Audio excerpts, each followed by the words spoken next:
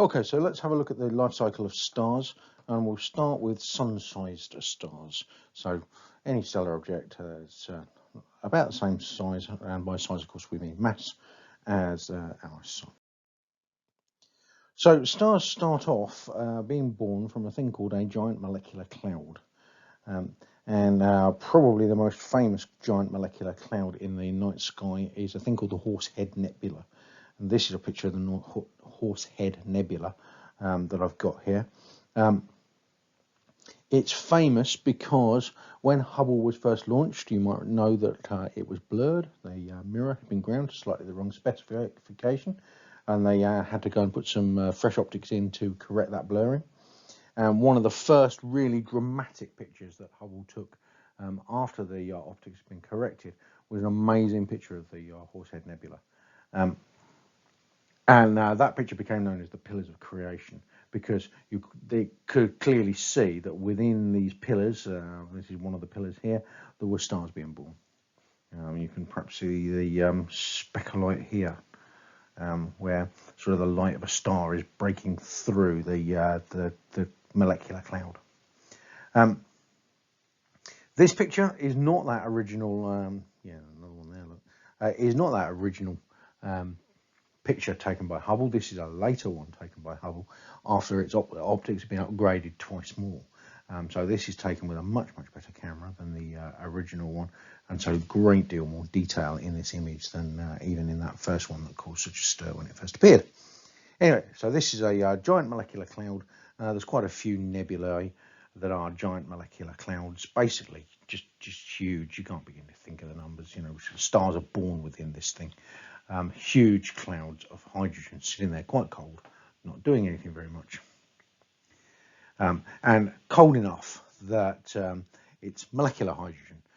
Most of the hydrogen in space is actually atomic hydrogen or ionized hydrogen, protons.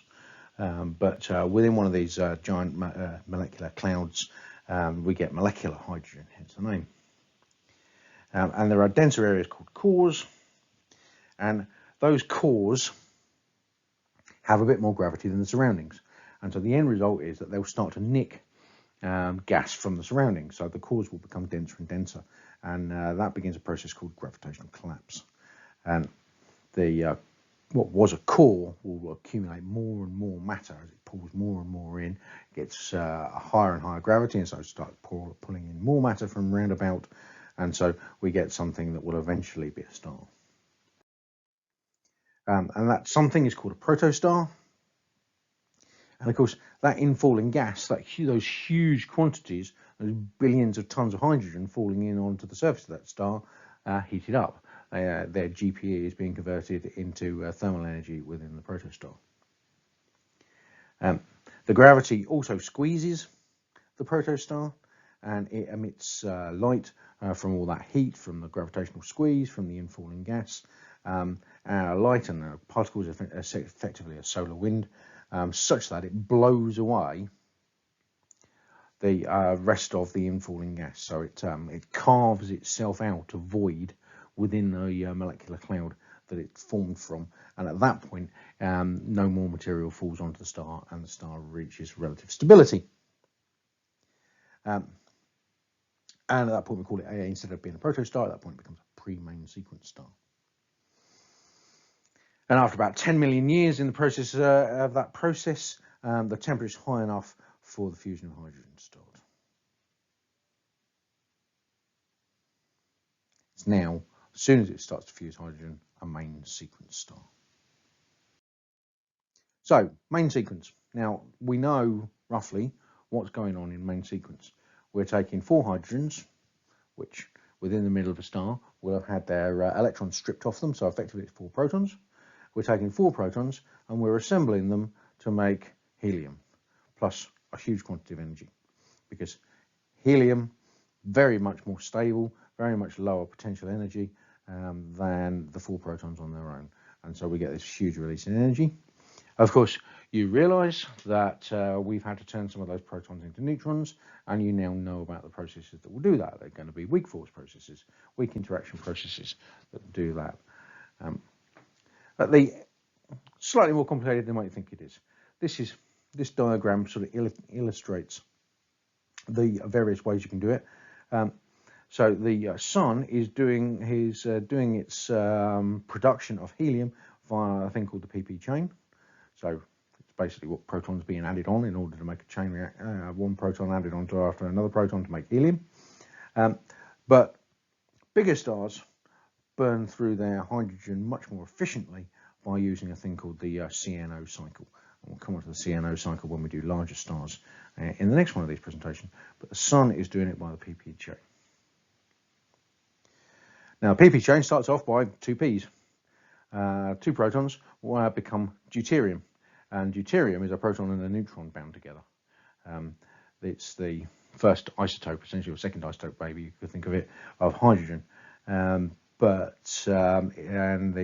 isotopes of hydrogen are the only ones to get separate names. So for anything else, we just call it a different isotope, but for hydrogen, it actually has its own name. This is deuterium. And because we've turned one of those protons into a neutron, we all remember that that's got to create a positron to allow for charge conservation. And then we've got to produce an electron neutrino because we've made an anti-lepton. So we have to make a real lepton in order to balance things out. So the sun is making huge quantities of electron neutrinos. Well, we then add on another proton. And by adding on another proton, we make helium-3. So not helium-4, helium-3. And that's also with a release of energy. And some of that energy is released as a gamma ray. And this happens very quickly. This one is a weak interaction. This one is a strong interaction. So this one goes relatively slowly. This one goes incredibly quickly because strong interactions are much stronger. The deuterium instantly gets transformed into helium-3 within the sun. Then it doesn't do what you might expect it to do. You might expect that the helium would gain another proton, that would turn into a neutron, and there we go, we'd have helium-4. But no, that's not what happens. Well, that's not what happens most of the time within the sun. This reaction here, this final reaction, is sort of 86% of the time within the sun. What happens is two helium-3s meet, amalgamate, and then split back apart, creating a helium-4 and spitting out a couple of protons. And helium-4 is so stable, it has its own little peak on the stability diagram. Helium-4 is so stable that it's worth splitting apart two helium-3s to make a helium-4, so worth it that an extra 13 MeV worth of energy is released in the process, which is an incredible amount of energy. So each one of these steps releases energy, but the one that releases the biggest energy is the breaking apart the two helium-3s to make a helium-4.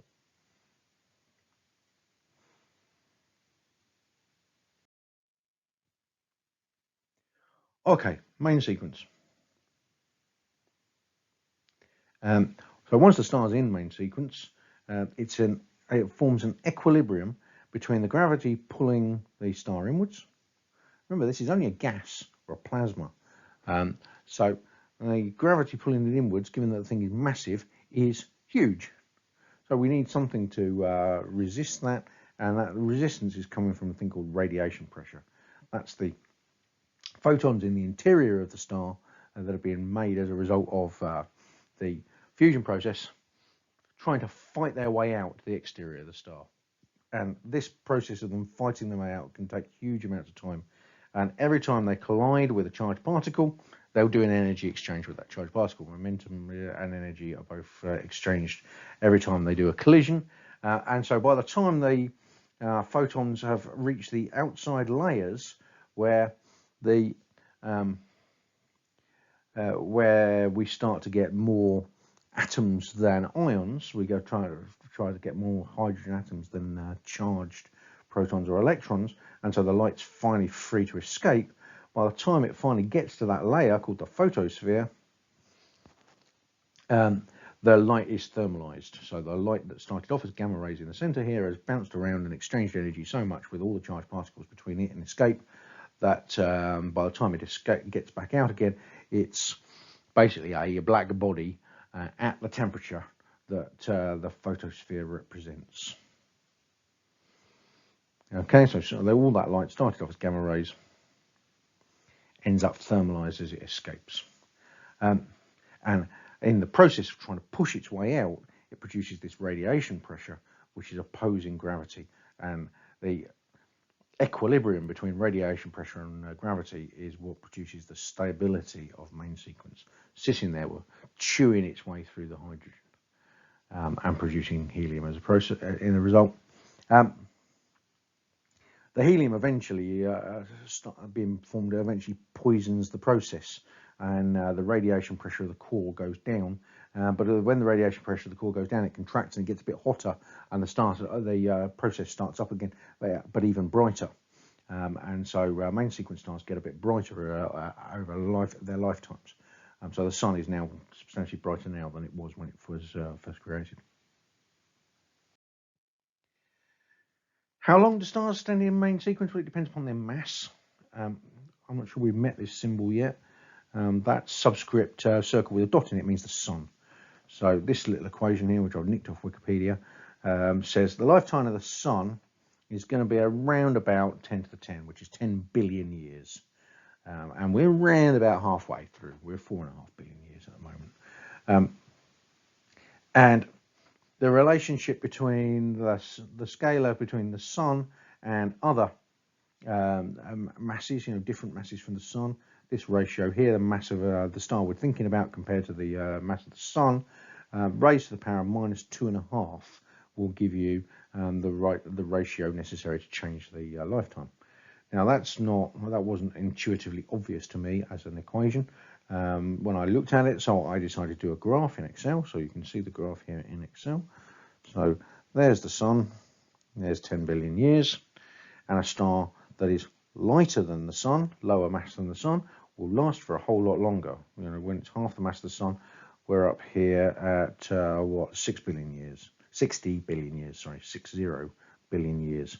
And then as the mass of the star goes up, its lifetime in main sequence gets lower, which seems like a counterintuitive. You'd say if it had got more hydrogen to start with, it would spend longer in main sequence, not less time in main sequence. But of course, the heavier the star is, the denser the interior of the star, the hotter the interior of the star, and consequently, the more efficient its hydrogen burning is. So a heavier star will burn through its hydrogen more rapidly than a lightweight star will. And so we get this counterintuitive result that heavier stars actually spend less time in main sequence than lighter stars do.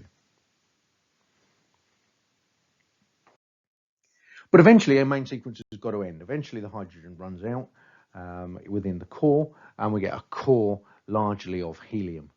And at that point, our star quite really transitions to what's called a red giant. The helium core no longer is doing fusion, so the radiation pressure massively drops, and so the core contracts because there's no radiation pressure. Now that of course heats the core back up again, because that contraction, anything that contracts heats up, but that contraction is of course meaning that all that GPE of the star, all that gravitational potential energy of the star, is being reduced as the star comes closer in, and that energy's got to go somewhere, so it goes into heating the core back up again. So the core contracts and heats up. The exterior envelope does the opposite. It expands and cools. So the core goes down, exterior gets less dense, expands outwards and cools. Reasons for which are not completely obvious. It's just that's the solution to the maths, and that's the solution we see when we look out in the night sky and we see red giants out there. So we know the maths works because the solution for the next sort of stage of a star's life, for the mathematical solution, matches the things that we see when we look out into the night sky. The idea, which I didn't know before, and I just found out when I was looking this stuff up, is that briefly the contraction of that core will provide a hot layer of hydrogen around the outside of that contracting core, and that hot layer of hydrogen will briefly do fusion. And of course that hastens the process, because that's going to push the envelope outwards and it's going to push the core inwards. So we get a brief relighting of the hydrogen fusion that pushes the star into its red giant phase, into having that tiny hot core and that big diffuse envelope.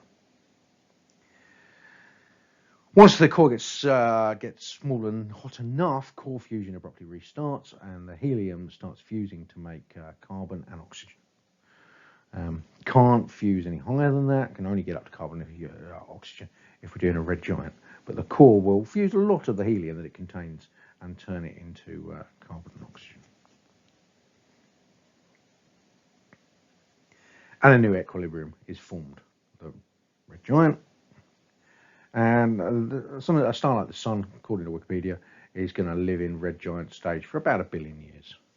Now, what do I mean by giant? Well, you might remember that in year 7 we do a solar system walk where we walk down to Prep, marking out where all the planets would be if the star, our Sun, was 2 centimeters across. And you might remember that Pluto's almost down at Prep when the Sun's 2 centimeters across, and that the Earth is over 1 meter away from the Sun. Now, when our Sun, 2 centimeters across on our model, goes to red giant, it will expand so that it almost reaches the Earth. So we'll go from 2 centimeters across to getting on for 2 meters across. Scientists are pretty happy that when the Sun goes to red giant stage, Venus will disappear within the Sun. They disagree about whether the Earth will disappear within the Sun or the Earth will just be left very close to the Sun's surface. Either way, the Earth will become uninhabitable. The Earth, the water on Earth will boil off, the atmosphere will blown away, the Earth will become uninhabitable, but there's no need to worry. That's still 5 billion years away. So, red giant, when we say giant, we really mean giant. Now, next stage is, of course, eventually that helium fusion is not going to be able to continue. It's not the most efficient process compared to fusing to create helium. It's going to cease in such a small star. And what occurs is a continuation of what was occurring already, which is the sort of outer layers of the star, the outer envelope of the star, as I've called it, becomes detached from the core. So the core stops fusing, radiation pressure goes down again, the core starts to contract, the envelope, on the other hand, gets thrown outwards. And we get this stage called planetary nebula. And I'm rather proud of this picture because this is a picture that we took using the Fox telescope in Hawaii. So this is a picture that we took remotely, robotically. And it's several different images. The stars have been photographed in the infrared. The red there is the main emission line, which we've talked about several times now, H alpha for hydrogen. The green is a peculiar emission line for oxygen. It's called O3. So it's doubly ionized oxygen doing a forbidden transition, which I don't think I'm going to talk to you about very much, but that's what the green in there is. So it's telling us that the outer layer of our planetary nebula are made up of hydrogen and oxygen. And so that would have been the outer layers of our star. The hydrogen, the very outside, that hasn't fused at all, and then some of the oxygen layer from the secondary fusion has been thrown off, and then the core is this blue dot in the center, and it was shot in ultraviolet. So the blue dot in the center is bright in ultraviolet because the core has become so hot it's emitting most of its light in wavelengths shorter than visible light, so it's really bright in the ultraviolet, which is why the envelope lights up, because the UV light is ionizing the hydrogens, ionizing the oxygen, and then when the hydrogen and the oxygen recombine, they emit light. So it's all that huge quantity of UV being emitted by the core causes the surrounding gas that was once part of the star to glow quite prettily. And so planetary nebulas are quite pretty. They've got nothing ever to do with planets, apart from the fact that they were discovered by William Herschel and his sister not that long after they discovered Uranus. And they in their telescopes they were sort of a blue-green. Uranus is a blue-green, so they said that they must be related to planets. They weren't, but they're not related to planets at all. They're the death phase of a red giant. Fusion does not restart. So The core contracts, gets hotter and hotter and hotter, but fusion does not restart. So that very hot core within the center of our planetary nebula is known as a white dwarf. And eventually the planetary nebula will blow away because it's moving outwards at great speed, but the white dwarf will be left behind. And so we end up with a white dwarf star. Now, question you should be asking yourself is, what holds up a white dwarf? Well, there's no radiation pressure. There's a huge gravity trying to pull the thing inwards. There's no radiation pressure. So what holds it up? And the answer is quite surprising. The answer is electron degeneracy pressure. Now, you can ignore this because it is not on your course, but it's nice knowledge. You remember that electrons are fermions. You remember the Pauli exclusion principle that says that fermions can't be in the same state. They can't be degenerate. And so what happens is, as our white dwarf gets squeezed further and closer together, the interior of our white dwarf gets closer and closer together, the electrons start to be squeezed together as they're trying to force them into the same state. But of course they don't want to be in the same state. They're not allowed to be in the same state by the Pauli exclusion principle. And so the electrons fight back. The electrons vibrate backwards and forwards really fast, bumping into each other, creating a pressure in order to resist being pushed in on each other and to be pushed into the same state which they're not allowed to occupy because of the Pauli exclusion principle. And you can work out reasonably easily what the electron degeneracy pressure must be, because you know what the mass of electron is, you know how fast it can go backwards and forwards is the speed of light. And so you can work out what the pressure that the electrons will pose, and it turns out to be big enough to hold up a white dwarf. So electron degeneracy pressure. And the other interesting thing about this is electron gas is very good at shifting heat around. So with all the other stars, we've had a huge temperature in the center and then quite cool on the outside. But with our white dwarf, the temperature at the outside is the temperature of the white dwarf, because the heat is being moved very efficiently throughout by this gas of electrons. So the whole thing is at 40,000 degrees centigrade. Now, in the 1960s, it was predicted that white dwarfs would actually crystallize, that the liquid of helium nuclei would end up being a solid of helium nuclei at realistic temperatures for white dwarfs. So this was predicted in the 1960s, as I say. First evidence of it wasn't found and published until January last year. And this is the graph that goes with that evidence. I couldn't get into the original paper, but I found a website that had reproduced the graph. And basically what we've got here is we've got absolute magnitude and we've got color, and color represents temperature, and the relationship between these things is going to be size. And we've got a mounding up of white dwarfs. You can perhaps see the density in that picture is really high just here and much lower on either side.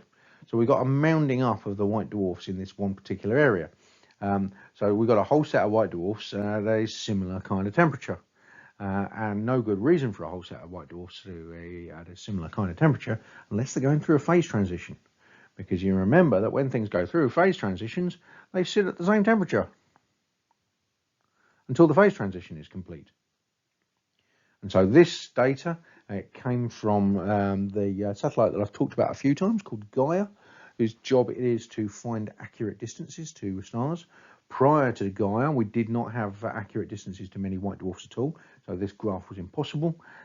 Since Gaia started producing huge quantities of data, we now have accurate distances to a whole pile of white dwarfs, allowing this graph to be plotted and for it to be realised that the white dwarfs are mounding up in one particular area as if they're going through a phase transition, as if they're crystallising.